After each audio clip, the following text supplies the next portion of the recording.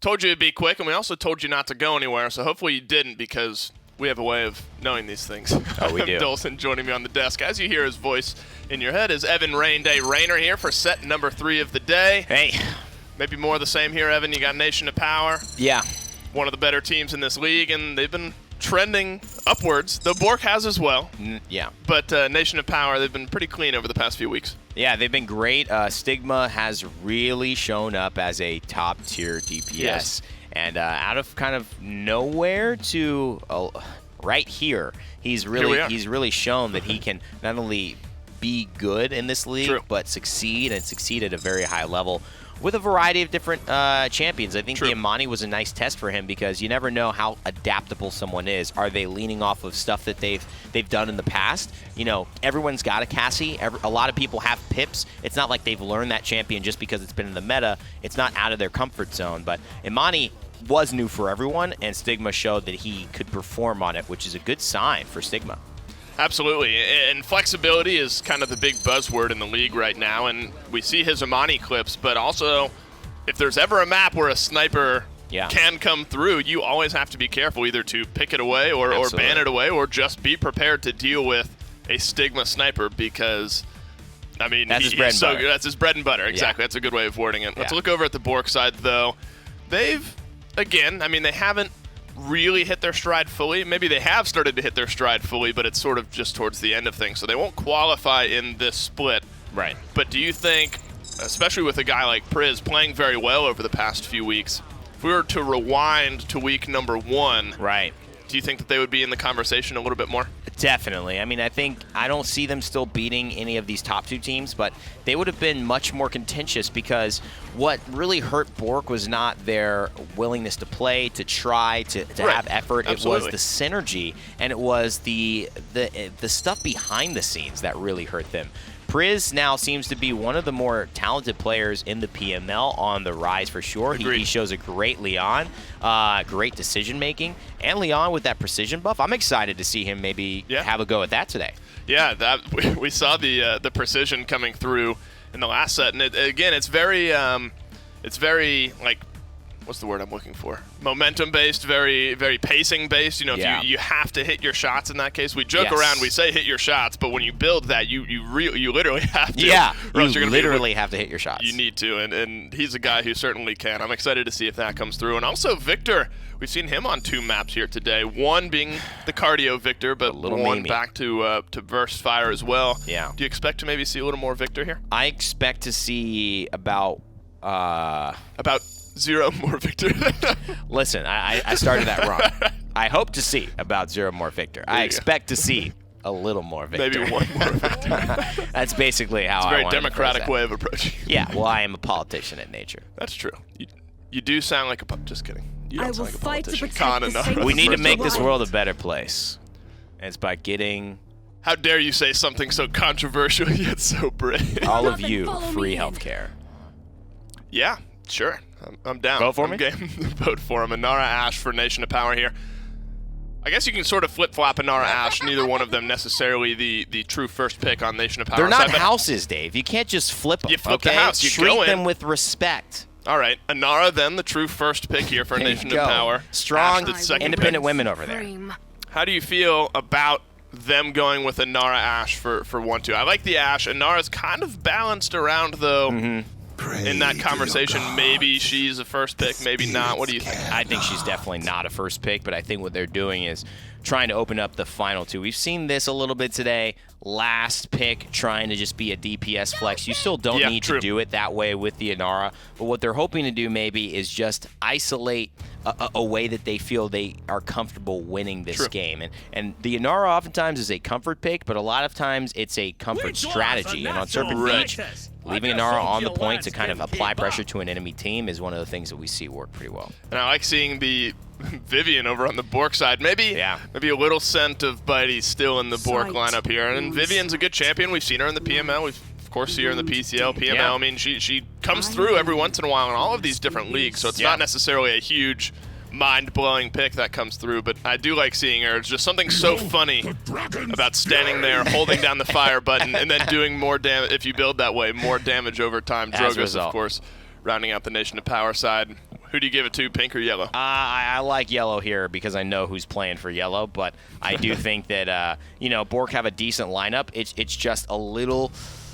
I don't know if the Vivian's lack of mobility will be enough damage to make her valuable in this against a Cassie and against a Drogos and an Ashe. Well, maybe more of the same here in set number 3 of the day. Let's send it down to Nick and Gore to take it away.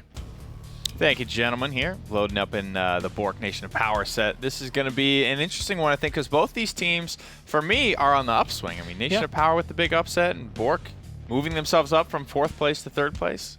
I think of all the sets on the schedule for today, especially minor league sets, this is like the one that could be 4 games, right? And I think it's just because BOORK has that capability. I just think Nation of Power right now is not only, like you said, on the upswing, but because of the upset they were able to get, I think they are positioning themselves, along with Sanguine, as like not impossible to beat when you're 3rd and 4th, but definitely someone that you have to look at, teams you have to look at as like the guys to overcome. And while I think Frog is really, really good at Eevee, and I think that Priz is really good at anything hit scan, also running Booby Trap here, I just don't know if this is going to be the lineup that does it. They kind of do what they do, I think. They're very good at it, but I think they do what they do to a degree and can be picked around a little bit as a result of that. Nation of Power with the early aggression, trying to push this Vivian back, but something to say here. Vayne will pick up first blood. I mean, this is what they need, right? Being able to come through. It's not often, I think, that you get to see Booby Trap run anymore. Usually Opportunity and Chaos has been coming through, but that's what it's going to be able to do. A little bit of damage, a little bit of knock-up, and a little bit of control for you. And that's all they need. I mean, BOORK are up 60%. And that vision is so just like, I don't know, not necessary really to me. So it's fine to like, you can leverage that Let's tool. make this ability something where I can use it. Something, period. Something. There it is, 93% for BOORK on the objective. Poison, great skin, great read on the wormhole as well. The salvo will pick up the kill. And it's Nation of Power back in control of the objective for the time being. This is such a good Drogo skin. Like, sorry, I'm going to go on to that one. It like, is. That weapon He is has so many cool. good ones, dude.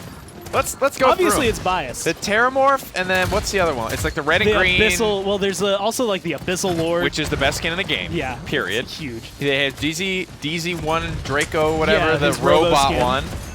He's got, and the Pyre Defender Lord, whatever this one is. Pyre Warrior? Pyre Warrior, I think. And I like, cause it's funny because the skin itself looks really good. I love the hieroglyphs. Like, it's like, I don't know, it's just so well done. I love the sound. And then, hey, look, Eevee, she's got Christmas and Halloween. Shut up, Triggered. Instant trigger, dude. And that is how I finally got a Reddit thread. Oh, the team knows how to push my buttons, that's for sure. We'll get our day, Eevee players out there. Frog, Fisheko, me, the boys. You know what? That's what we need to start doing. Anytime we go over there to meet for like any balanced discussion or any discussion with anything involving Garrett, is just like, you want my input? slip in that Eevee, like subliminal message it. Be like, he told me they had something coming for her. So how about, you know, maybe making this change to this champion, but also Eevee skin. Whatever the Eevee skin is, it better be insane. I think I was saying this last time we brought this up, but like if it's just like a summer skin, like she's just in a bathing suit or something, and I don't know what her staff would become in a summer version, but I would be livid. It's a sand shovel. You know, like those little like that's what it would be. Toy shovels, and then it like she's just a little kid on the beach with her. Look, we just designed another Eevee skin. Oh man, There she's just shooting little sand blasts at you. I love it. A sandstorm. Sandstorm. It All of plays it. Sandstorm. It's a great idea if she had 8 others. 8 others. The 2-year drought cannot be broken With the by summer some skin. sandy, basic summer skin. And that's my opinion, and that's what I'm sticking to. She needs her own Pyre Warrior. The sound, this weapon, everything about this skin is insane, and that's all I want for Eevee. Is that so much to ask? To be fair, every skin that our team's put out in like the last 6 to 8 months has been pretty insane. I think I've been blown away by a lot of what they've started to do. They've really stepped up their game in the last year or so. Ever since starting with, I always forget the name of that Shaolin skin, but that rugged Shaolin skin. Yeah. That was the patch where I was like, damn, these skins are kind of turning up. and they've stayed turned up ever since. Speaking of good ones, in that time period, there's been this one, which I would say, and this is arguably why a lot of players use it, the best iron sights you could have for a Vivian weapon, where it's just, here's a box with a dot in the middle, and it's going to be like, cool, you just line up the champion in there, and you are guaranteed some good damage. Vertical mobility, Inara. Anthony, he's so good. He switches right to it, pulls up the Summit 5 for the boys to look at. He knows, baby. And if I'm correct, I can't remember if it's in this one. I remember talking to Garrett about it, but there was a point where Inara was, like, resilience would apply to Summit. Not going to be happening anymore. So you are getting the full knockback effect of Summit. That's weird, but also seems like something that could happen. Well, the round comes to an end here in the defense. It's Nation of Power failing to push. BOORK are going to hold strong, get their point on the board. Damage numbers, a little bit below that 10,000 damage a minute. Nobody blowing anybody out of the water just yet. Fairly even exchange across the board. And Steel Forged Barrack, you can see just the size of the lad there on his flaming cat. He is a real thick boy. I wonder if T-Mac is running. I mean, it'd be kind of hard. I don't know if any of the players are going to be max level on the Battle Pass yet, but running that Steel Forged Maldamba with the Wizard Snake. It does not. Well, you could always go my route and just seem to buy look your way like to the top. Buy your way. Pay to win. Pay to skin. Pay to skin. There it is. Pay to skin, my dudes. Pay to skin. But no, he's going to be running the hot new gold skin. Yeah, I was going to say that feels new. It looks awesome. I don't feel like I've seen that one yet. I always see the update too. Yeah. I always see the Navi Dama skin. I think it was him and Andro got gold skins. Nice. Gold skins look great. Enough about skins. They all look nuts. We're just going into it. 6 minutes of skin talk. Well, a lot of skins just got unbanned in competitive play for audio stuff. So we're seeing a lot of variety. Gentleman Genos nowadays, you get to see that one a good bit. I love it. I love seeing the variety here. 72% for Nation of Power. Poison's coming ripping back in, but cannot land his Dragon Punch. 3 more kills for the BOORK boys. They'll be right back in this one, but at an 81-12 deficit. It's going to be difficult to come back from. No comeback mechanic, no funny business, just a convergence and a dome shield to hold. And you know, at the beginning we had said, like, Frog and Priz just do what they do, right? Like, there's nothing insane about their play style, nothing, I don't even want to say, like, nothing unique, but, like, they are who they are. They fit in as the DPS for BOORK, and it's perfect for them because it works so well, seemingly. Like, I mean, Priz, there's no crazy play he makes there. He's just playing Vivian, but he makes it look really good in that instance that he came through. Good peel here. Tay trying to do what he can to spice up the back line here. Dome shield comes out. That's all Steel Forged Barrack. I like the look of that dome shield as well. Vayne doing his best to stay alive, juking, boxing, fighting, tooth and nail, but it's not enough to keep him up on his feet. There's 2 more kills for Nation of Power as they climb 93-99 here. BOORK in the lead technically, but they are losing control of the map. And the overtime likely to start and end here in favor of Nation of Power. And I like the way Stigma held that angle, because that's the one moment. No one is on ground, no one's coming around. So if you just watch that high ground, someone peeks out, tries to jump to get that last touch, you just knock them back with a disengage. You keep complete control of the map, and they don't even have to spend anything to get it. 2:14 now to get this one through. Nation of Power will give it another try. 2 for 1. Eevee does bounty block the shoulder bash. It's probably a good idea. It's half of her HP. You don't want to go ahead and do that if you can help it. Poison reads the blink back, grabs the kill, and they stays alive. Well done there, Nation of Power. Making sure that they trade extremely positively in this instance, but the payload is just too far away to be in the conversation of conversion just yet. And right now, the shots from Poison are incredibly on point. And that's the big thing, is just holding this angle, probably not the hardest in the world. There's like a doorway they can peek through because they're not getting aggressive. But the fact that he's been using it to kind of bounce around, look a little bit on the payload, take this angle, and find some good shots, and control the high ground has been impressive from him. They get rid of Frog, and you might lose a little bit of poison on the side, but everyone on BOORK is either low or dead. Stigma continuing to fire. Ashe and Inara combining for a lot of damage onto the defensive front line here. The only one left alive, waiting for the ice block to end so Stigma can continue to plug shots away. 1-2 punch. Nation of Power find the home for the payload and go up 3-1. I don't know how strong the knockback was. I think if Longshot keeps going there at the very end, he potentially goes all the way off. And there you get it. Oh, hell This is one yeah, of the brother. most- Welcome to WWE's Monday Night Raw, featuring Gnar with Summit 5. Can the backline ever hope to survive such an onslaught? Tune in to find out. 2 easy payments of $13.99. I'm so happy we got that in slow-mo too, because like the only cinematic thing Inara can do is that. That's the only play Inara can do where you think that looks awesome. And admittedly, it's, you know, one card you have to invest a lot of points into, and you have to use your ult. Like, you have to double down in hopes of getting that play. Oh, and Jay man. gave it to us. Love it, man. Love And it. it worked. And it certainly did. It was not just for the memes there. And Jay, no ultimate Part this 2, time. baby! But he does the exact same thing. Unfortunately, no seismic crash. He's just going to have to walk it down the old-fashioned way, and it will be the assert dominance instead. The tag team here on Monday Night Raw. Poison turns his head back to the point to continue to get some pressure there. And with comeback mechanic, it's already 66% to nothing. So BOORK do lose the fight, but did they lose the war? And that's going to be the big thing. They have at least one more chance to be able to come in and contest this, although it does, I think, kind of depend on Frog back there. He's just hanging out on the high ground on Nation of Power's side. He needs to be able to get in and get 1, maybe 2 big kills here. And I think that's where my eyes are, is where does this Eevee showcase it? And unfortunately, it is going to not be on Team T-Mac hit it with the wrist flick there. Nice stun from the reload. 90% climbing for Nation of Power. With some big ultimates to work with. Seismic Crash, the first is spent. Dread Serpent, the last is spent here. All the resources used.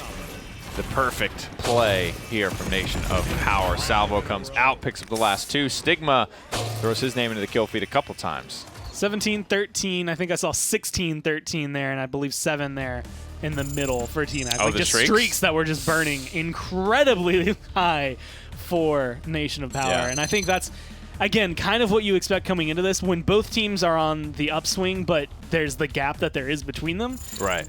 BOORK maybe equalizes a little bit of it, but they're both taking the same stride forward. You hit the nail on the head, right? There's already a big gap. Yeah. Both step up. Gap's still there. Yeah. The gap is still what it is. Nation of Power, a strong first game. Let's get it back to the desk as they break it down.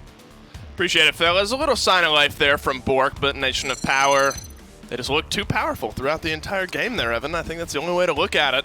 There were some, like I said, there were some signs of life from BOORK. They had some moments where they looked pretty good, pretty strong in that game, but Nation of Power, I think, just too overwhelming. I mean, what else could you expect from a powerful nation? They've got to obviously show up strong. And Stigma and Poison, the two that joined this team to really put them over the edge, are the two that perform. That's kind of the dynamic duo. It's not the Nation of Weakness. Awesome showcase of the Strogo skin.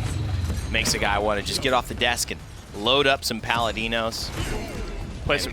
That's a good showcase. I mean, right wow, there. look at that bad boy. Technically, is he a Griffin now? Isn't that what that is? It really does look like it, yeah. Looks like he's a Griffin. I don't know. That's not my decision to make.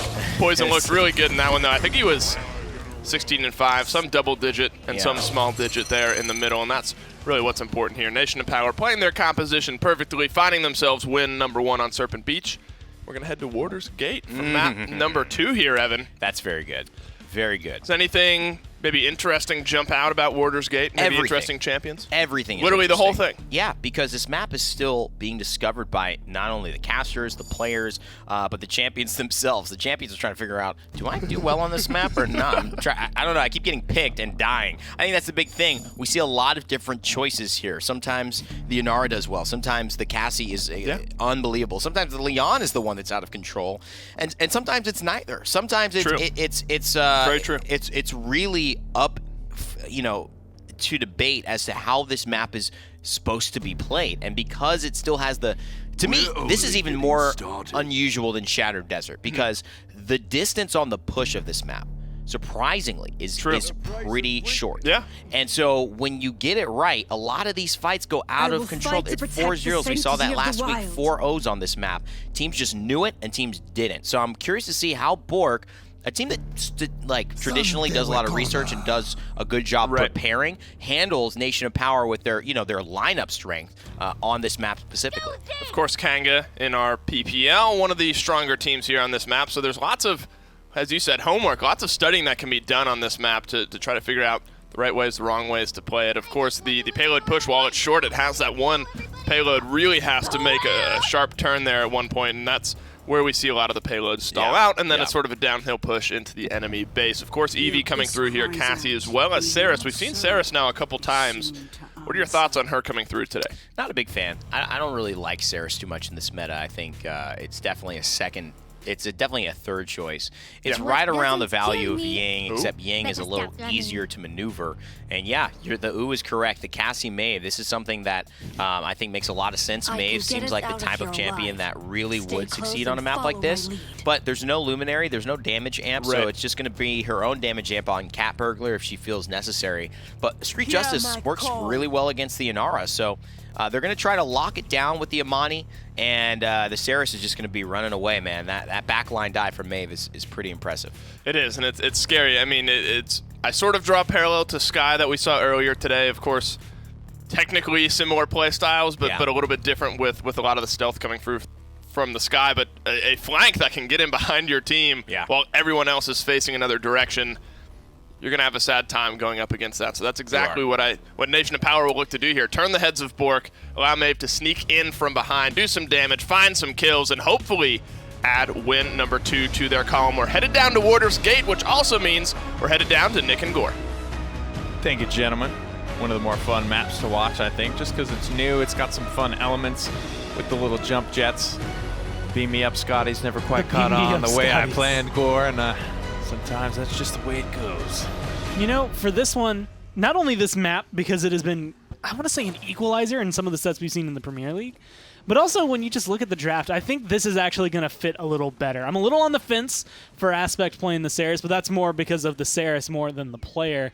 But Frog gets his Eevee, which I think is going to be spectacular for this map. And Priz is on the Amani, and I think that's going to make a really big difference for this team. The Vivian worked out well, but not well enough. I think his Amani, though, fits right in where you need it. It's very nicely placed Stasis Field here, and Atlas gets to disengage, staying alive without using any cooldowns. Maeve is in the back, and there's just the threat of activation, as my good man F-Dot would say. You just have to worry about her now. You have to hear the prow, you have to hear the pounces, all the repositioning, but they do get the first blood. Very, very bunched up is BOORK, but with the man advantage, they can move with confidence. Poison's in this area, and this is the awkward area as Maeve. You need to get aggressive, but you can't get too aggressive. Like, you can't overcommit, but you can't undercommit. You just have to play this appropriately, and fortunately, he's going to get poked out here. He's going to have to fall back with, I mean, even though it's 45-45, it feels like BOORK are losing, especially with Vayne there, losing complete control of the point. Early game, Saris into Inara, and the damage is still enough. That just speaks volumes for the play of everyone in Nation of Power, not just Poison who finished off that kill. It's more than a one-man effort there for sure. 87% is Nation of Power. Continue to extrapolate this lead to a bigger and bigger deficit. Stigma finds Priz. Knockbacks are good. Overtime started, and Inara is the last hope. And she's going to be able to stand around, but she's at half health. Even with Saris healing you, it is not going to look too incredible in this kind of position. Still topped off, not going to be able to move fast enough to get back. Once that knockback comes through, you kind of feel the weight of Inara playing against you when you take one step forward and you're like, there's literally even 6 seconds of overtime. It's not going to be enough for me to get close to that point. It's tough, man. Vayne has to play into the big game Cassie and the Cat Burglar Maeve. It's just a lot of bonus damage without the need of assistance from any other champion. It's all on their own. It's completely self-leveraged. See those big bad daggers totaling up to 1,040. The first 2 pairs as well. Cat Burglar is cool because like the buff doesn't like wear. It's just your first 2 tosses. You can sit on it for a long time. We did see Poison sit on one for a long time, and the buff still stays applied until you throw him. Now we're looking. I'm honestly keeping my eyes on Frog right now because I feel like Priz unfortunately has been losing some of the big boxing matches between him and Stigma, but Frog being able to get rid of Poison there, maybe being able to just find more in the fight in general, I think could swing things back in favor of BOORK, or at least stabilize them enough to be able to find him. Right now, just bullying Jay in the corner. That was a mess. I mean, that was shove him in the wall and just beat him up. He asserted dominance up there as well. I think he was trying to maybe save Poison's life, but unable to get there in time. And Saris actually does very well, I think, healing in that enclosed type of environment. Oh, yes. I mean, the splash healing that she gets from the single target she connects with makes like this area perfect. But when you look at like the way the point fight is fought, that's where things I think fall apart for her. That's the big issue with her overall is just having to be grouped up usually plays against you in competitive play, whereas here it might work for the better just because of the layout of the map. Trying to blast their way through. This is just headbutting each other back and forth. A lot of damage flying through this doorway. He's going to stay alive when it's all said and done. If one of these EV shots connect, it could have ended Maeve's life there, but she gets some healing from Damba. Nice little setback set up. Tay finds the big shot on the long shot to shut him down. 27 left in the round, and Nation of Power have found not one but 2 picks. And that was the call right there. You could see overall Poison is looking for the EV. He's like, where'd Frog go? Frog's dancing around, making sure he stays alive. And then he says, there's a Saris right there. I'll just go for point 2 here. And once you get rid of the support, it makes it a lot more difficult for any of the front lines who had already met their demise. They get taken out. And then Frog has no one to heal them up. Like, there was just nothing to keep everyone on BOORK running at that point. And it was kind of on the back of, well, not that setback, but a different one. That just continues to create exactly that scenario of, well, we get a free kill. And it's such a feels-good moment as well for Atlas, the way the kit's designed. I mean, those shots line up perfectly with the setback timing. And with your exile timing, if you can get all that, you know, buttoned up in a nice little bow, you got a really, really potent combination from Atlas. Healing numbers a little bit in favor of the Saris for the time being, but the scoreboard all in favor of Damba and the squad of Nation of Power. Despite getting the first pick last round, Gormaz, they really weren't able to turn that into much of a lead on the objective. Yeah, and I think it all came down to what was notable about first Inara. I think Vayne was the first one of the first ones to die overall for BOORK, but also when he was able to come back in, it was just Ash completely knocking him back, pulling him off of the objective the entire round. So a comeback mechanic, same amount of time, BOORK could potentially capture it all. And if they can just start this zone the way they are right now, then they're set. Ooh, they get Stigma there. This could be big. Grabs this Damba as well. This could be big for Frog. Bouncing around the rock. Maybe thought he had the kill there. There's the big fear from T-Mac, but it's too little too late. Frog and the BOORK squad are getting these kills. They have the comeback mechanic. I think they're going to be able to take this payload. Just being able to bounce back and forth like that. This is one of the things I love about watching good EV players, and it's the one thing that Frog has brought in that I just love watching. Is just bouncing around, like the movement. You could see sometimes where the cooldowns didn't quite line up with what he wanted to do, but overall he was just constantly being aggressive, constantly dancing around, and admittedly still getting the kill onto the Maldama, even though it was Vayne who got it instead of him. He got the Dread Serpent pulled out for pretty much nothing there, so it's a big pickup, I think, from BOORK to be able to play around that. Well, I think that's a great job by Vayne there. He falls real low. He has the attention of Atlas on the point. Some pokes from Cassie as well. A lot of attention. Tanked, right? There's nothing to force, you know, people to attack you, but if Vayne can absorb a lot of damage, give his team a lot of time to attack priority targets and not a front line capturing away on the objective with the comeback mechanic enabled. BOORK just take a bit of a risk there, I think, in the way that they just go straight to the objective and take that fight almost 4v5 and still manage to get the win. And now it's like matchups like these little moments where it's like, what does Poison get out of this? What does Stigma get out of this? Like, if they come out alive, is it going to be big? And I think that's, again, admittedly, where even though Priz has been having a pretty, I want to say big impact overall, unfortunate right there. I think that was a combination. I think he actually got hit by a knockback mid-air. And so his jump didn't go as far. Maybe he thought Frostfire Glide was up, but it wasn't. Those are the moments. He had to Frostfire Glide to get up there. You get those 1v1s. I mean, granted. And then you get those, well, I jumped off the map by accident. Yeah, they're already getting full court pressed. We take those. Almost back into the spawn, right? They'll be happy to take that in the coffer. Damage chart's very heavily in favor of Nation of Power at the moment. I believe it was all, 4 up and 5 down there. Young Damba, the only one not quite in the conversation, but that is to be expected. 78, now 80K, 55, 53, 52. Everybody on Nation of Power, especially Stigma, though, way out in front. And that's the big thing. The gap between the highest on BOORK and the lowest on Nation of Power is still large enough that it's going to make a big difference. And that's where you're going to see, I think the healing numbers were skewed in favor of BOORK. That's why. It's just because they're taking so much damage, there's way more to heal off. Unfortunately, you end up scenarios like that. Vayne gets really low, and there's just not enough time to heal him up. If you get killed off, you can't be healed. You're just dead. That's just how it works. That's the way life is. Sometimes you're just dead. Well, as you can see, Nation of Power were on the defense that entire time. Oh, jeez, I forgot that. So, I will be 100%. I actually forgot that. There's been a lot of those moments this season where you just forget. Sometimes they're really, really starting to absorb that full court press mindset and push people as far back as humanly possible, even if it's all the way to their spawn door. That's the way that they want to play these defenses. They're up 3-1 now. The clock just heading towards 10 minutes. 8-1 for Stigma, 7-3 for Thay, 7-5 for Poison, 4-2 for Jay. The boys are in control for the time being, but as long as they continue to play around this comeback mechanic, I think BOORK will always have a chance. And this is where things, again, they get maybe a little more awkward because look at the items. Like, it's skewed very heavily in favor of Nation of Power. A little bit. And a lot of Bulldozer as well. 2 Bulldozer 2s, 1 Bulldozer 1. Priz, unfortunately, like on a champion he's comfortable on, has been kind of locked down. Hasn't been able to have the impact I think they thought out of. Again, last game, the Vivian, which showed up big. This game, the Amani. It's been a little more quiet. It's gotten decent damage. It's gotten some good roots, but she just can't do as much against this lineup. Well, a fairly aggressive spot to Dragon from, especially with so many Bulldozers online. It's going to be tough to get anything done. And nothing much is done there. The Frost Bomb comes out. Roots nobody. Priz looking to likely just die on the objective here. This has not been a good Amani game for him. That's the unfortunate scenario. Again, I think it's a pick that's really strong for BOORK.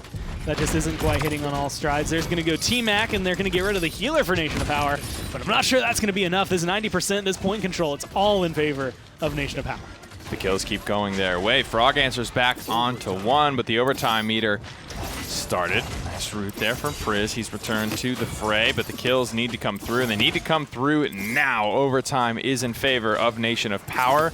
BOORK are doing a good job getting this reset, but they're starting to run out of time. They need a frontliner here. They'll get Long Shot, and they might just stabilize. Well, Long Shot, Vayne, both going to be able to come in, but geez, that damage from Maeve is an incredible amount of damage numbers between her and the Cassie. It's going to be difficult. There's going to be a seismic crash, and it's going to be able to connect. And it's now 99-97. BOORK might still be able to pull this back. Long Shot gets the kill. He's moving into the back line. Takes his eyes off Stigma for 1 second. Gets feared. The 6th man is in play. The objective needs a man on it at all times. 360 stun potentials. T-Mac is maybe counting his chickens before they have hatched as the kills continue to come through for BOORK. Reset after reset after reset. Another Dragon rips to the objective.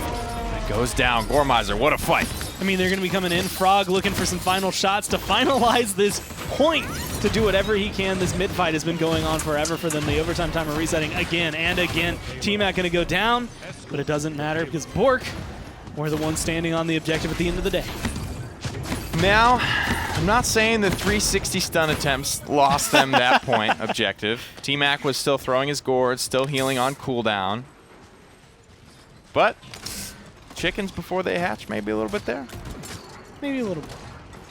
I also think it was important that, Priz managed to charge up a 2nd dragon in that. Yeah, that's crazy. And I think it kind of caught Nation of Power off guard as well, because like I didn't expect it. I wasn't watching his ult charge the entire time, and I don't think they expected it either. Even with the Bulldozer, even with their capability of being able to get rid of it, it just kind of all of a sudden dragon and bringing in extra damage that you weren't expecting to take. So Priz, I think that was finally like that moment of reprieve, right? Where it's just like, I've been having a rough game, like I've been getting shut down. These duels aren't going my way. My dragons haven't been going my way. I finally got something. Yeah, he's got to get it going here. They need a conversion just to tie up the game 3-3.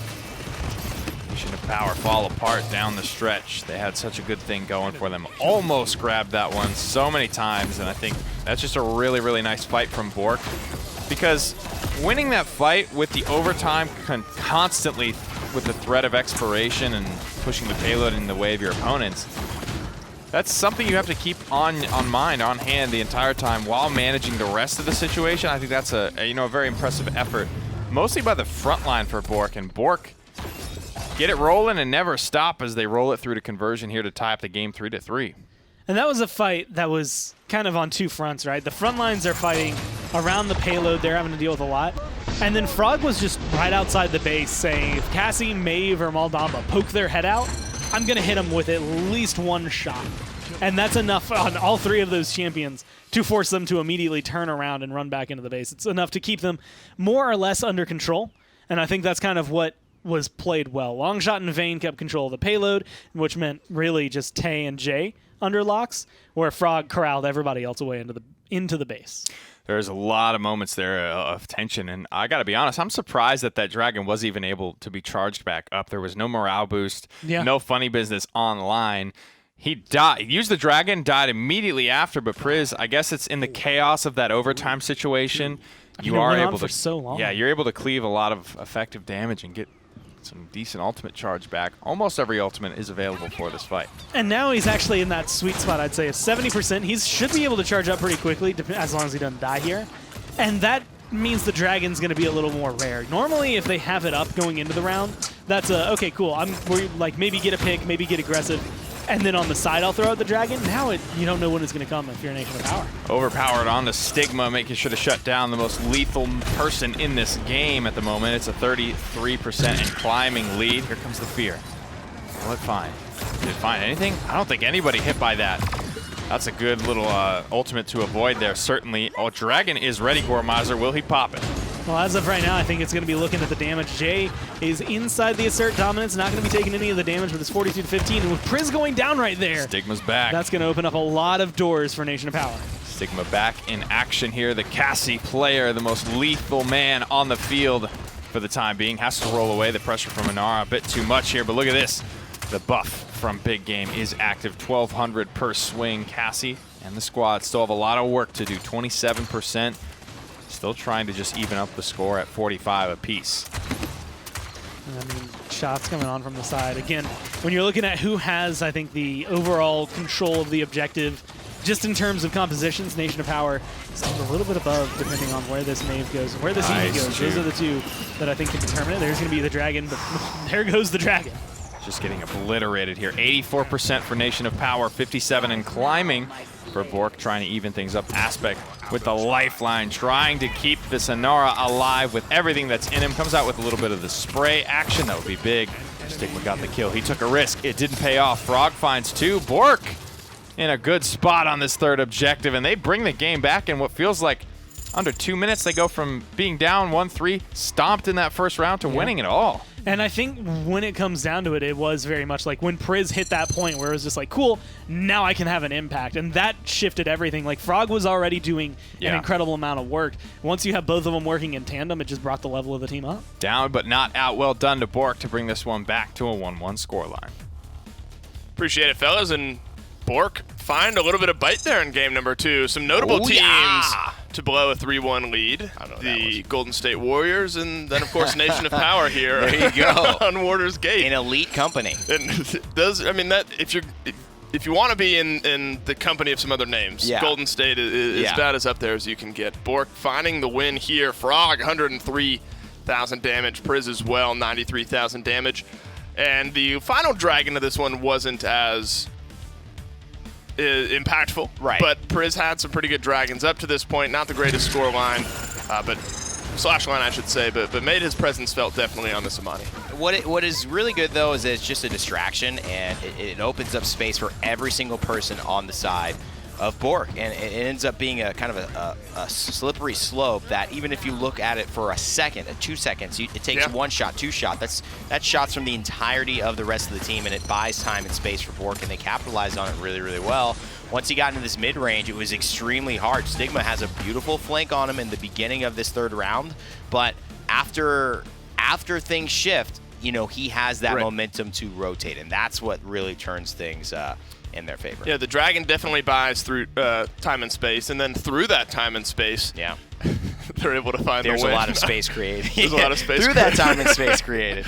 They're able to find the win here. So it's a 1-1. It's not a 2-0, which is automatically better than the other teams have fared up to this point today. Back-to-back 3-0s to start the day. Absolutely. Now a 1-1 here, and this is kind of what I was talking about going into this set, where it's like BOORK they're really trending in the right direction. I mean, would they be in that 1-2 spot if the season started over right now? You know, maybe not, remains to be seen, but they've shown that this iteration of the roster, well, they're capable of taking not only points, but maps off of some of the top teams. It's something they need to keep going with, and you know that's always a great sign. Even at the end of a season, when things start to look up, it gives you that beautiful perspective back, like what we went through to get here was worth it, because now we're in a good spot. It's always important to kind of keep going until you find that turn that's positive. Right. Then you can look back at everything and say, oh, well, that's why all those negative things happened, so I could get here. And now I'm in a good place. So I feel a lot better about those experiences.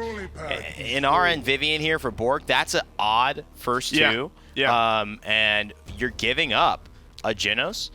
I mean, it's an odd style, and it's something that, I mean, that's what I was going to bring that up. I mean, is floundering. They ban Eevee, which is, I mean, of course, a very frog-centric ban there, but that opens up so much. And then, I mean, they obviously have a strategy at play here, but then with so much now open, even if it's just one new pick, they get a Nara Vivian off the 2, and then Khan, Ashe, Genos goes over to Nation of Power.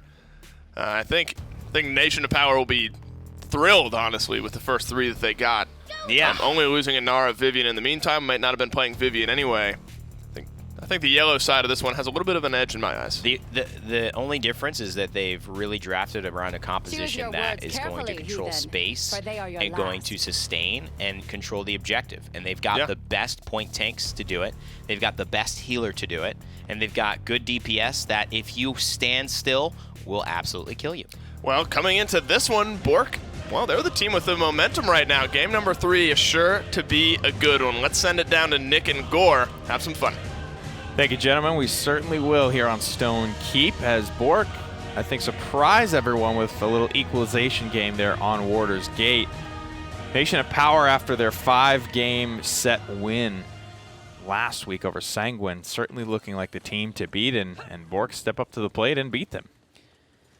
And honestly, they have a really solid draft for this. Like, Stigma and Poison with the Luminary boost is going to be deadly. I think Ashe and Khan with the Luminary boost are going to be deadly. But I think Evan had said it best, where it's just you have the 2 best point tanks, so you can control the objective really well. And then Tyra and Vivian in combination to each other are going to just shred health bars. Well, but you need them both. he threw so many rockets into that doorway. It was only a matter of time before one hit. 6 rockets from the salvo, 3 more from the regular old in-hands. Poison with a big flank and a big payoff to boot. Nara's here. She's going to try and stall this one out. A couple of quick rockets. Certainly deal with her. And despite having the double hit scan threat, no eyes were on Poison. I said flank, and I meant it. It was probably as skewed of a fight as you could make it on this map. Like, that was 100% in favor of Poison, and that was all he needed at the very beginning. I think now you're going to have some contests coming down from BOORK on the point, but I mean, this mid-fight is almost entirely being won by this Drogos. So much ultimate charge as well. You can see already at 93%. A good salvo here will do the rest, and look at that. Tay grabs the kill. This barrack is extremely low, so Nara's the priority target. A couple more rockets from Poison, and he has just not been answered. Luminary boost, 977 a rocket. Poison is on a roll. I don't know if we've done a play like a pro with Drogos yet, but honestly, you could probably just clip that entire first round and just be like, here you go. This is how you do it. That was perfect from Poison. Like, at the end, the only reason he ends up going down there is because he just went so far ahead. Yeah, ideally, you know, you have those hit scan ladies to deal with it, the Tyra and the Vivian, but I'll never forget, a long time ago, I played in like a pickup game with a bunch of our PPL players. Yeah. And I was Tyra, so you'd think I'd be able to deal with the Drogos, but Evil Eye he had his way with me, and it was awful. And he was just like, well, you know, at the end of the day, she's got no mobility. And if Drogos can connect his rockets consistently, man, he does so much damage that these on-paper matchups, we talk a lot of times, they just kind of go out the window. And that's the thing is, you know, hit scan, I think Vivian might have more of the chance only because of the shield, but like, both of them are slow. Both of them are slow moving, and they're going to be 2 to 3 shots from that rocket launcher, which we've seen Poison is connecting on pretty much every single one. Theoretically, you get a scenario like that and it goes your way, but then T-Mac gets rid of you and the signals in one fell swoop, which keeps Poison in this game even longer. I don't know. The VFX are very cool for the Gentleman Genos skin, and I like the way that you just kind of turn into cosmic dust when you get caught by the time and space. It's like a magic trick. Pulls the rabbit out of the hat and makes his lovely assistant disappear. Now Frog is able to get a couple stabilization kills. Might pick up T-Mac around the corner. Last hit goes to Vayne. But the gentlemen and the ladies of BOORK have managed to get their feet under them here with 40 seconds on the clock. and pump the brakes on this payload push. 40 seconds. Still plenty of time for Nation of Power. That's like the awkward zone where they can get back in touch, but it's not going to be a confident touch. And admittedly, all BOORK need to do is find like one kill on their way there, and all of a sudden I think the push might fall through. That's going to be a good wall. It's going to be a good firebomb to keep Tay at bay, but admittedly, they're looking at 17 seconds left to be able to just jump down and touch. They don't even need to sit on it for too long. We're going to see if they can grab some kills here. Have some ultimates to work with. Stigma finds the opening kill, and that's the magic of Cassie. She can contest at such a long range. Makes it very difficult for Miss Vivian and Miss Tyra to get some damage out there onto the field. Connections onto Inara aren't great at the moment. Khan manages to skirt his way out of this fight, but the overtime is kept burning by Ash. And right now, this is the big moment. Tay goes down. Jay has to move in if he wants to be able to kind of keep things going for them. But the damage is not in their favor. I mean, the high ground all in favor of BOORK. They're getting the poke that they need onto Stigma to stop him from coming out and just big game Cassieing his way through that Inara. And so because of that, even though the damage numbers are all skewed, the slash lines are all skewed in favor of Nation of Power, BOORK do a really solid job getting that defense. Well, at the end of the day, they do get the Dread Serpent out of the defenders, so that's one less resource they'll have to worry about going into the next round. Nice shot again from T-Mac. He gets one of his 2 kills there from time and space. And if Poison keeps going as unanswered as he has been, I don't see many problems coming the way of Nation of Power. What do you think slows them down? Why can't Poison just continue to dominate there going into the offense? I think this is going to... That honestly slows them down because of the transition. Once you go through that archway, it kind of becomes open area. Drogos is not going to be able to stand. Like we were mentioning hit scan versus them. The point fight, he flanks around, he stays up in the air, but he's got these trees to cover him. He's got walls that are in between them all. When it comes to that area, I mean, everybody on board can see him when he's coming. Wow, very nice assert dominance here, and Poison is set up nicely to continue to do some work. Tay, I mean, that was the perfect assert dominance there. He really basically shut that down, made that team fight unlosable for the Nation of Power squad. There is no catastrophic failure here, and even gets Khan an angle with the overpower, which is not normally a lethal ultimate. Yeah, there you go, Vayne. Throw a couple out there. Maybe hit somebody for 80 damage. Hit him with it. 70, 70, 80 damage at that range, but very, very nicely done. Khan ult's not normally one you need to worry about on the point of Stone Keep. No, because of the fact that you do have to be pretty much at that angle to get a kill, right? You have to walk to the edge of the map almost every time when you use your ult to find that. But the big thing for that, and that fight as a whole from Nation of Power to me, was they approached it completely differently than they did the first fight. They didn't even bother with the high ground that time around, and there was no flank from Poison. So I feel like BOORK, because in my mindset, that's what you set up for, right? Like, I'm like, okay, leave Vivian or Tyra back to be able to keep eyes on this Drogos when he comes through. Send the other one with the other 4 or 3 and take control of the high ground. And then there was no point to it. There was no fight that was going to be had by BOORK there. And because of that, not only that and the assert dominance altogether, just kind of breaks them down. The Dragon Punch is ready to go here. Poison just trying to juke around and stay alive for as long as possible. Dips his head up over the archway, wants to get the Sonara, but the risk doesn't pay off. Vayne walls himself in just to buy a couple of seconds more. And you have to say, you know, it was worth it there. It costed Poison his life as well, who is much more difficult to deal with, and you have your defender's advantage. I like the trade from Vayne. And again, when you're looking at this area, you have to look at Stigma. Like a kill right there, that means way more for Poison than it really does for Stigma. For Stigma, it's cool to get your name on the feed, but for Poison, that means you can start to show your head a little more. There's going to be less pushback when you come over that rooftop or through that wall right there. And now with Tay being as aggressive as he is, this is just open season. A lot of movement speed, but Tay's assert dominance have done so well to shut down space, to end team fights, and one single ultimate being able to do all of that is really, really something. You won't have it available for this offense, so we'll see what they can do without that. But Tay, not only during the point fight, but in the conversion fight as well, hit some crazy big ultimates. 6 and 2, very competitive on the damage boards. Only 5,000 behind Stigma, who is one of the more lethal men on the field, but Poison is certainly running away with it this time around. I mean, running it has the 3.0 KD. And then when you look at it, the only thing more impressive in it is the 4.0 that Poison's put up. Dragon Punch is available. Tay doesn't have his assert dominance, but I think Ash still brings enough control to this fight that we're probably going to see him play a big role through all of that. Dome Shield, Seismic Crash, though, they're available. And BOORK, I mean, this is use them if you got them. Otherwise, you are down now, at least down to 2-1. Well, Tay heads straight to the back line, and it's a Barrack flanking out. It looks like he will just have barely enough healing. Shout outs to Genos, keeping him up and alive long enough to get that one off. Long shot. I like the attempt, though. I mean, that really did almost pay off. It was almost, almost the payoff, almost exactly what they needed. But unfortunately, it didn't quite click fully. And now Poison's been let loose. Tay's been let loose. And while Tay might actually get taken down here with a good Dread Serpent, Poison's still in the air, causing a lot of trouble. My thought is, did you need the Dread Serpent there? I mean, he was already low HP, walled off in a tough spot there. 5 kills fall through after they lose Tay.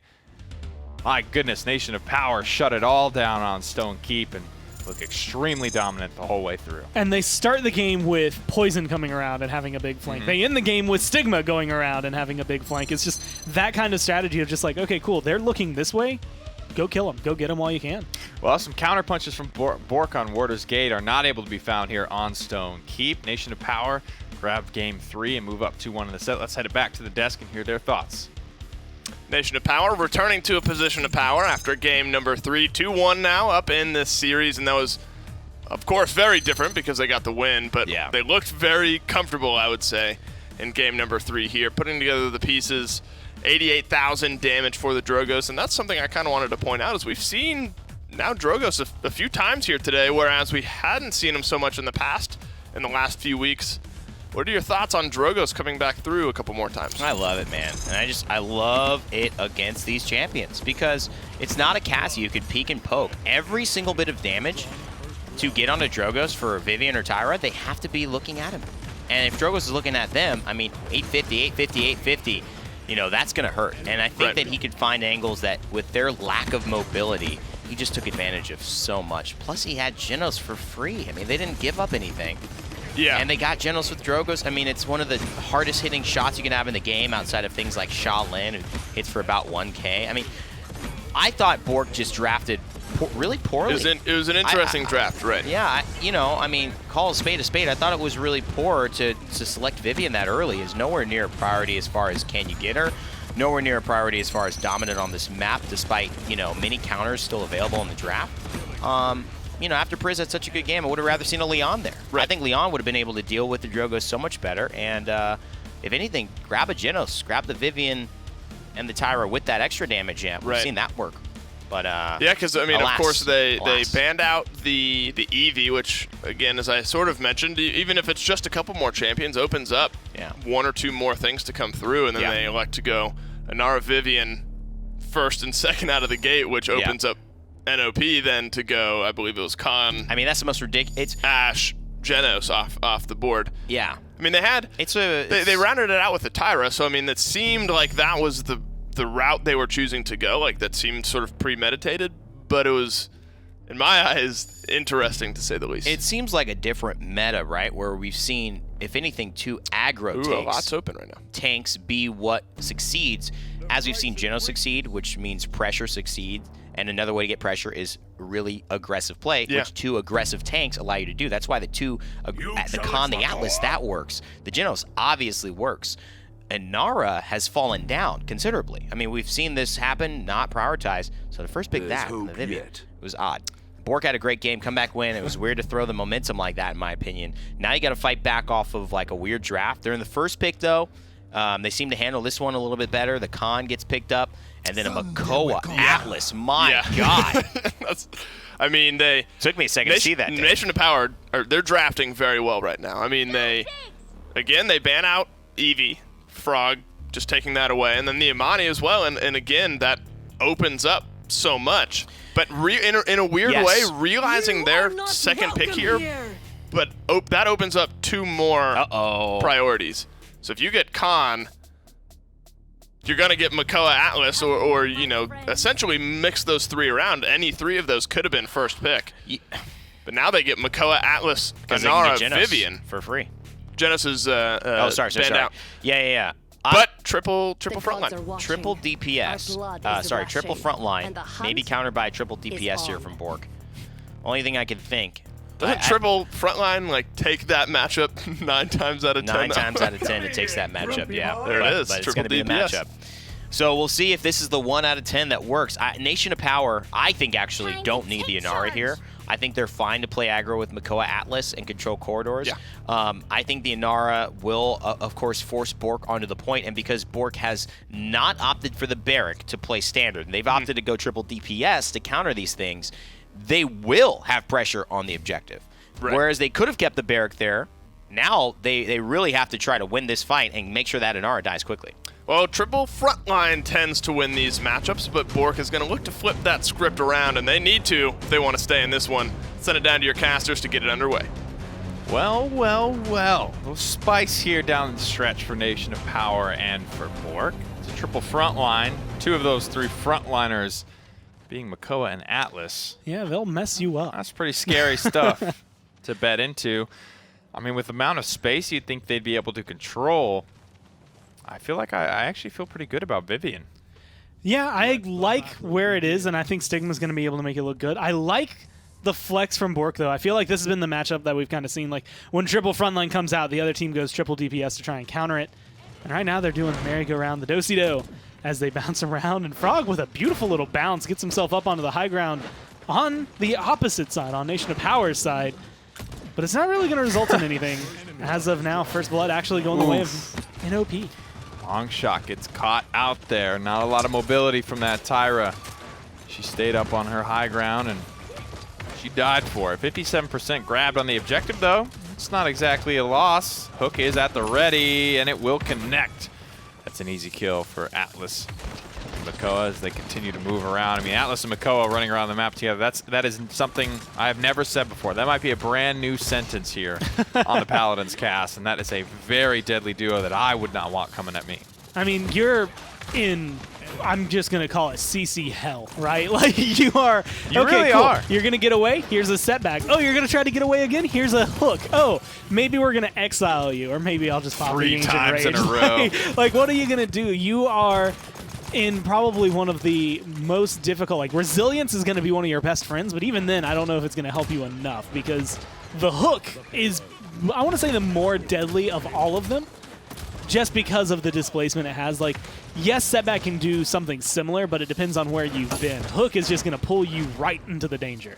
Yeah, setback is like a hook where you don't get to decide where they go. It's just where they've been is where they go, but you're right. The hook is great. Yeah. It's completely up to you where you pull them, and they can take damage the entire time. That's something you also forget. You know, at this level of play, people can follow up off the Dredge Anchor so effectively where it almost acts as like a stun or a setup. I mean, if you're watching a Vivian, theoretically, a Vivian should be able to trace you the entire time you're being hooked with damage. You should be taking shots in the right scenario, right positioning the entire time. And triple frontline, this is it's a snowball comp, it's a control the objective comp, it's a don't slow us down please kind of composition. But I think Atlas and Makoa are the perfect picks to kind of get the ball rolling if they stop on Nation of Power. Ooh, that was spicy. That was a sick. Did you see that? The poppy bomb into really the lava fall? Holy moly, I love it. That was disgusting from Frog. Does he have Jolt on right now? Let me see this loadout. Yeah, Jolt 1. It's just 15% more, but damn, 15%'s a lot, honestly. Did it to him dirty like that. A brand new sentence. That's a brand new kill. I've never seen somebody get poppy bombed into that.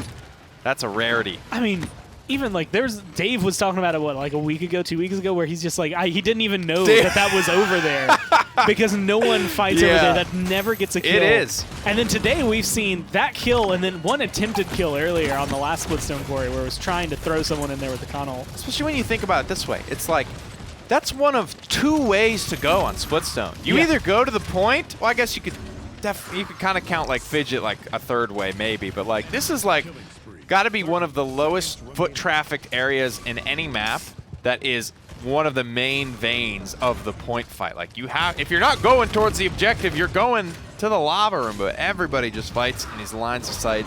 They fight under the bleachers near the fidget spinner, but no respect for the lava room, and Frog He studied the way of the falls and definitely leverages that kill nicely. Oh, 3 exiles in a row here. Oh, dang it.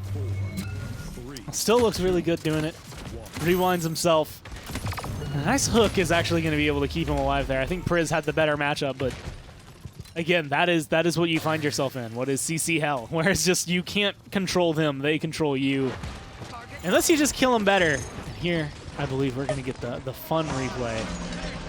I mean, the ant through the doorway. Look at this. Look at this. That's just stupid. That is just too good to be true. Ladies and gentlemen, you may never, ever see that again. You know? I genuinely don't think you will. Take a moment for that. Gold Bomb King, by the way. Shout outs. Holy smokes. That looks great. The Golden King comes in and drops a play that I would put my money on you will never, ever see again. I could watch that all day. That was awesome. I'll be honest. Plays like that, like Jolt won too, man. Yeah, and it was just crazy. it's that position. Like there's just enough. The I angle, want to say from that door. the wind resistance. It was all calculated, all perfect for Frog. That's genuinely impressive. Like we don't get a lot of those. I'm gonna be like, we don't get not only like the kills like that in general, but just you don't get a lot of offensive Poppy Bomb players. You offensive Poppy Bomb, but you just don't get those like one of a kind kills. You know what I mean? Like those happen. No. So once in a blue moon. Well, if they're one in a kind, there you know, go. you're only gonna get them once. You're only gonna get him once. This is not and hyperbole. He does it. He gets it done there. Nation of Power back in control, kind of through the same means. Frog's gonna roll this one in. Nice second chance there from Atlas. Stays alive. Illusory Rift is popped. Big, bad, beefy frontliners all with that amount of healing. That's going to be tough to stop. There'll be an overtime contest here. Don't get it twisted. Nation of Power in control. I mean, doing whatever they can. Longshot going to get He dropped just threw him off the balcony. But it was really to just set them up to fight everyone else. Damn. He is the last one to go. That was kind of toxic. But it was still 5 kills. It wasn't a hook to kill. It was a hook Get the hell to out of here. Shut your mouth. I'm going to come back for you later. That was like the boys. equivalent of a mom going, not now. Yeah, Like- it really was. Shh. Oh, man. Pops the crossfire. Give them hook. Ah, heck. Sorry, I'll come back later. Makoa. Always freaking taking my lunch money, too. And then you're in that awkward position where it's like, he stood there on the ground and he's like, where do I go here? Like, what do I do in this? I can't go to the point. Everyone's dying over there. I can't get back up there. I guess I'll just walk back. It would take too long for Tyra to get anywhere in that situation. A lot of funny business here. A lot of cool characters making it through and making an impact on Splitstone Quarry. The game won't come to an end in this round, but I have to say Nation of Power have already done a better job on the offense here than they did last round. They really struggled to break that first corner. And Frog actually running a lot of extra ammo as well, all the way up to 10. That's actually, yeah, impressive. I was trying to think about it. Reinforced casing. This is one of those questions you have to wonder, was this just an old loadout that he clicked on because he used to be able to get the CC? Yo, it actually might be. You're not wrong. Or if reinforced casing those extra 4 shots, I mean, that's a lot of damage, admittedly. For Bomb King to have 4 more shots. That's what I'm saying, though. Pretty big numbers. It's like he hits for 900. Do you really need another 3,600 damage in your clip? I mean, against a triple tank, maybe. Maybe. Like, honestly, like that, he could tweet at us immediately after this and say that it was a counter for triple tank, and I would believe that, because it feels kind of like it is that moment of... I like your line of thought, It's an old because loadout. that's the old CC reduction card for Bomb King that got reworked. So I feel like there's a chance. Oops, I forgot to change that. There might be a chance that he did pull that one out for that reason. That's funny, though. 23 on the clock, and the Nation of Power squad getting it done in this team fight. They use a couple of big ultimates for it. No Ancient Rage, and there's 5 ultimates available for the defense here. It's about what BOORK want to pop. So they're going to need to pop something if they want to be able to find it, because this is getting precariously close. There's going to be a good seismic crash. Vayne is getting melted right now, and that crossfire mostly goes to naught. And man, if he had been around, that would have been such a big amount of damage. 2 front lines standing right in front of him could have melted through those, but unfortunately for Longshot, this flex off the front line hasn't quite clicked on the side of BOORK. Not yet, my friend. Not yet. 26 seconds before we get into what could be the last round here. And I guess, fortunately for BOORK, they didn't get to use some of their ultimates, so they still have King Bomb. They still have Overpower to work with on this fight. Overpower is a should be a guaranteed kill, and I think it will be, as long as Vayne hits it. Nation of Power have a couple things to work with. The Exile.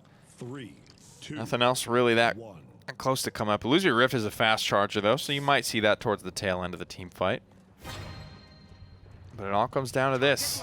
2 ultimates to work with. They have the advantage. Comeback mechanic as well. BOORK have put up good fights with comeback mechanic in the past. I mean, a King Bomb in a good spot. He takes a little bit of damage, but he should still be able to get forward. I think pops that slightly early, but at 500 health, like that's that awkward moment. Like, do I go a second forward and risk losing my life? And he doesn't go for it, but he does still get a kill. Trade for trade for trade. There's the Overpower. Throws Atlas right into the grinder. Stigma. You know, I like the play. He was not making it out of that one, so Stigma just pedaled to the metal, finger on the trigger, and he did as much damage as he possibly could. Every ultimate is used by BOORK. However, Dread Serpent and Crossfire, the ultimates that were used on the defense, are almost back up. Nation of Power, again, the only thing they're really close to is Illusory Rift. Like we said, they might be able to get this one on the tail end, but BOORK, comeback mechanic, and a solid victory. They do what they do, and they grab themselves at least 1 offense. And that's going to be good control from them. If they can convert this, then that is going to make equal footing 3-3 for BOORK to be able to come through and potentially cause the same kind of upset we saw in map number 2. Because that's how it started. They were down 3-1 then too, so do not count them out just yet. Because like you said, mechanically, they are there. It is just in the heat of the moment which one happens to get the leg up. And this time around, we got to see that Nation of Power weren't quite able to click, I think, on full cylinders the way that BOORK did. Well, 2-3 here. BOORK have the chance to equalize, and if this is going to go the way of Warder's Gate win, I mean, we might see the full bounce back here. BOORK felt like they were getting rolled, and then all of a sudden, in just a couple of minutes, they grabbed themselves a payload, they grabbed the conversion, they pushed it to 3-3, and then they won the damn game, so definitely don't want to count BOORK out.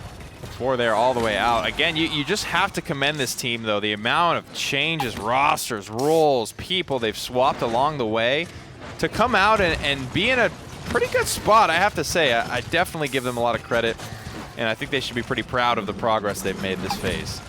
Definitely, and the fact that they found themselves a solid team, I put them in the same vein that I would put some of the PPL teams, where at this point, like, some people are still looking at MSI, but some people are like, you know what, split 2.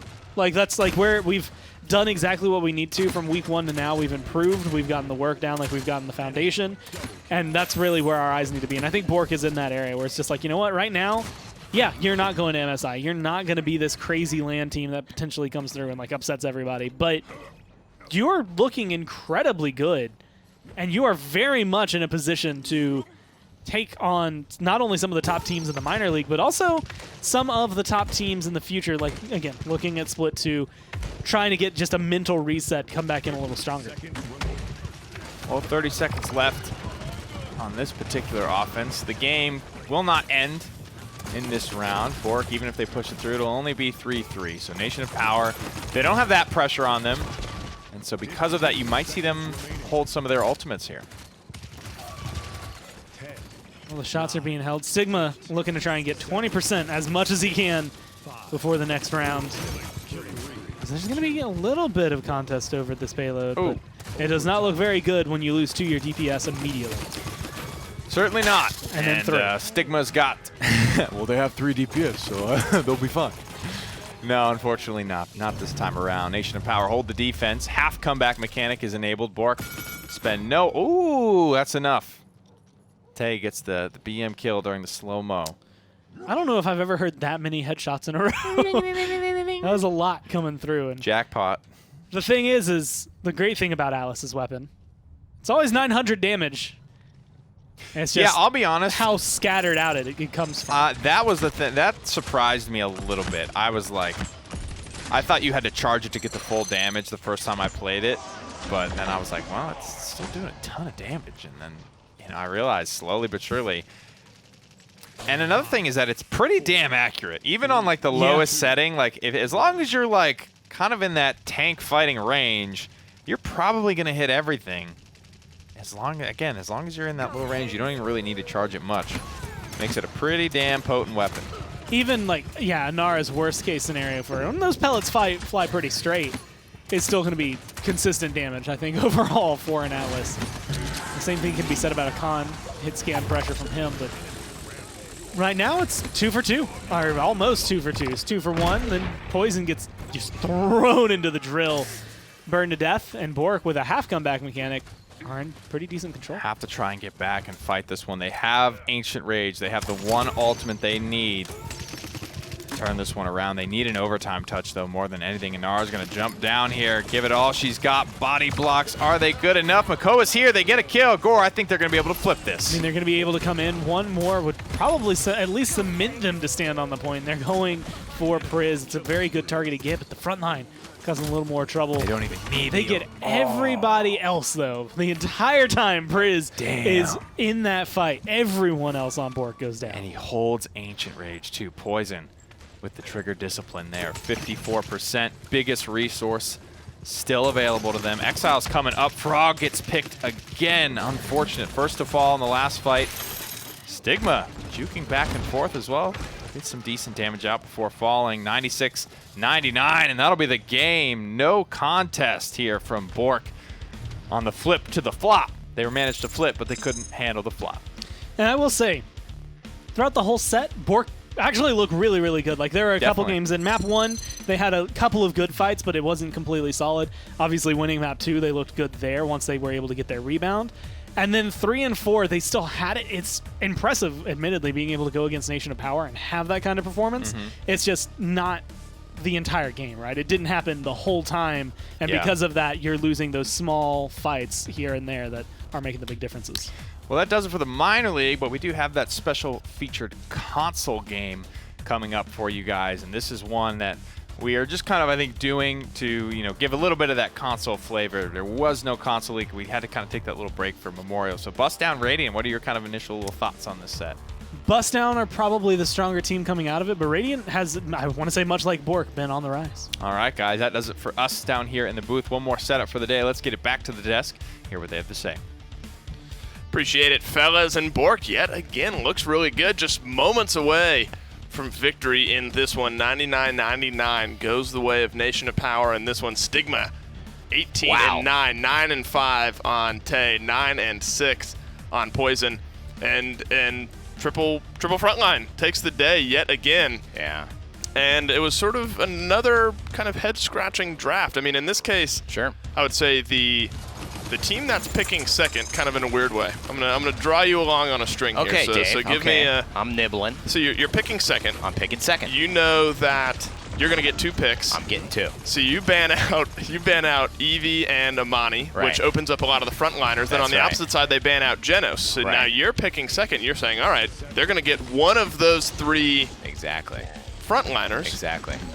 So actually, Nation of Power, despite picking second, I think, in a weird way, had a better position in draft because, I mean, I don't know if I would put Khan, Atlas, or Makoa above one another necessarily, so getting 2 versus 1 of those in a weird way for the second pick.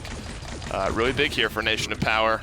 And then just leaning into it, going triple frontline. It just feels like they, a really solid core that is starting to be better play-wise. Still need to watch a little more of the PPL. Still need to theory craft some of these things. What we've seen, it's a very high-skilled meta. It's a very intelligent meta. And the way that you essentially counter great things on the board is having even more great things on the board. It sounds counterintuitive. Right. But that's why the Eevee ban is so good, because in the first pick position, instead of banning Khan, Torvald, Makoa, Atlas, and then you get Genos, and they get Amani, which isn't quite as good as Genos, right? Something like that. That then puts first pick at an always advantage. So teams started going, okay, do that. Instead of banning the Atlas, I'm going to ban the Cassie. Right. Okay, cool. So now we've got 2 DPS. And then what was even special, we saw Na'Vi take a DPS, add their damage amp with the Tyra. Right. Then I saw earlier today, Sour Team, they banned the Tyra. They said, now we're getting Genos. You don't have a damage amp to follow up. We still open a DPS slot to be able to get one of our favorite front lines. You got to follow those treads. Seemed like it was just a team ahead of the game. And unfortunately, a team still trying to catch up. Lots of ways to play around with it, but Nation of Power, well, they were in the driver's seat, but seemingly even drafting-wise, a little bit ahead ahead of the game, I should say, in this one? Well, next week we're going to flip around the opponents a little bit in that it's going to be Sour Team, All Business, Penta, Hussars, and then next week, of course, Nation of Power will be against Zenith, Sanguine will be against BOORK. And North America, I mean, it's 9-2 and 9-2, and then the map differential is 20 and I think it was 16. So, I mean, technically, if both teams don't win 3-0 next week, there could be a little bit of shuffling in that 1-2 spot. I think Nation of Power have four maps to gain. BOORK could play spoiler. Who does BOORK play? BOORK is playing... well, it wouldn't be Nation of Power. So are they playing Sanguine? They're playing Sanguine next week, yes. So, right. So, is Sanguine the first team? Sanguine is in first so with a BOORK 20. could definitely play spoiler. I mean, they played a little spoiler today. I mean, both those teams are still going to MSI, but the seeding, I guess, technically still potentially it matters for teams like this. It does. Maybe not in IP, but for teams trying to get as far as they can, that seeding matters. Well, the seeding will come into play next week. I'm excited to see what comes into play with all of that. We have, well, one PCL game for you for our fourth set of the day. That's going to be right after this break, so stick around. The Paladins Minor League, brought to you by Skillshot, Hi-Rez, Evil Mojo, INAP, SteelSeries, and Respawn.